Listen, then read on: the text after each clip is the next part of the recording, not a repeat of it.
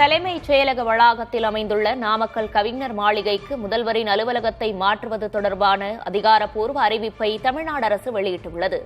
அதன்படி தலைமைச் செயலகத்தில் இட நெருக்கடி ஏற்பட்டுள்ள காரணத்தால் அதை கருத்தில் கொண்டு நாமக்கல் கவிஞர் மாளிகையின் 10வது தளத்துக்கு முதல்வரின் அலுவலகம் மாற்றப்படுவதாக அறிவிக்கப்பட்டுள்ளது.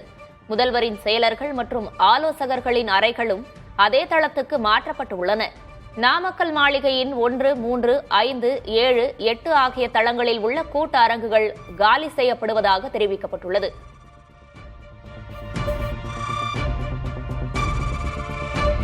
முதல்வர் அலுவலக மாற்றத்தை தொடர்ந்து நாமக்கல் கவிஞர் மாளிகையின் 10வது தளத்தில் உள்ள இதர அலுவலகங்கள் அனைத்தும் வேறு இடங்களுக்கு மாற்றப்பட்டுள்ளன.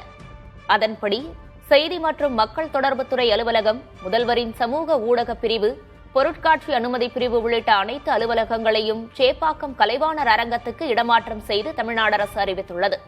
10வது தளத்தில் உள்ள சுற்றுலாத்துறையின் எழுது பொருட்கள் அறை 9வது தளத்துக்கு மாற்றப்படுவதாக தெரிவிக்கப்பட்டுள்ளது. அத்தோடு அரசின் மூத்த அதிகாரிகளின் அலுவலகங்களும் 5, 7, 8 ஆகிய தளங்களுக்கு மாற்றப்பட்டுள்ளன.